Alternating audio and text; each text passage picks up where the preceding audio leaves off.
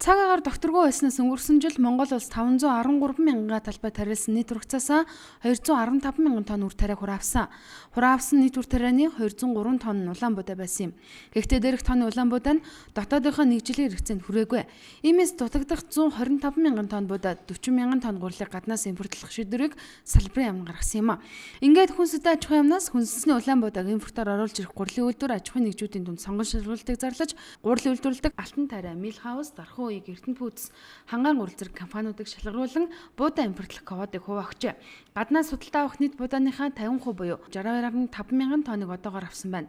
Импортоор орж ирэх буудаагаа галын дотроос чөлөөлсөн учраас гурилын үн нэмэгдэх аюулгүй гэж салбарын яам нутж байна. Тэгэхээр өнгөрсөн намар бид ургацынхаа дүнгийн танилцуулсан. За үүний үр дүнд бол ерөнхийдөө дутагдах хэмжээний улаан буудаа гурилынхаа хэрэгцээг бол шаардлагатай тооцоог бол гаргасан. Тэгэхээр улсын хэмжээнд бол нэг 125 мянга орчим тонн хүнсний улаан буудаа дутгахна гэсэн ийм тооцоо гаргасан байгаа. Үүний зэрэгцээ бас 40 орчим мянган тонн бол гурил шаардлагатай байна гэсэн ийм тооцоо гаргасан байгаа. Энэ гаргасан тооцоогоо бол хүнсний аюул байлгийн зөвлөлд танилцуулсан. Үүний үндсэн дээр биднэрт бол зөвлөмж гаргаж одоо энийг импортоор авах зүйтэй гэсэн зөвлөмжийг гаргах хөвгөөс авсан байгаа. Улсаас одоо квотыг олгож байгаа аж ахуйн нэгжүүд өөрсдийнхөө хөрөнгөөр оруулж ирж байгаа. Тийм улсын төсөөс бол энэ дээр ямар нэгэн хөрөнгө мөнгө зарцуулаагүй байна. Гурил буудааны нөөц цэрэг намрын ургац хураалт хүртэл хангалттай бий.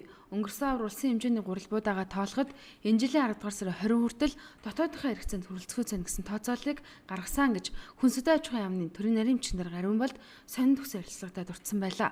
Мөн удахгүй шинэ ургацтай залгах хүчээр гурил буудааны хумсдалд орохгүй гэж мэдээлжээ. Харин энэ жил хүнсүдэ аж ахуйн яамнаас нийт 406 мянгаад улаан буудаа тариална гэсэн төлгөө гаргасан байна. Улмаар ирэх 5 дугаар сарын ихээр тариалт эхэлнэ гэж тооцоолжээ.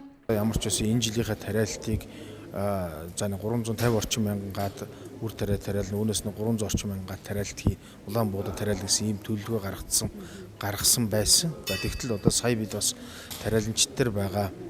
Тариаланчдынхаа үншээ мэдээ, за үрийн буудааны ингээд тодорхой хэд хэдэн одоо мэдээллийг бас аймагуудын үнсүүд аж ахуйн газараа дамжуулж авлаа л да. Тэгэхээр өнгөрсөн жилийн гангийн байдалтай холбоотойгоор одоо бидний төлөвлөжсөнс хаврын тариалт бол энэ 16-ны хаврын тариалт бол нэмэгдэх төлөвтэй байгаад байна. Яагаад тэгэхээр өнгөрсөн намар бас тодорхой хэмжээний талбайг бас хураагаад авчий гэж тариаланчд хүлээж байгаад за энэ болцног үүсэж амжихгүй болсон тохиолдолд бол энийг өөрчлөсөн юм нэлээдгүй хэмжээний талбай гарсан.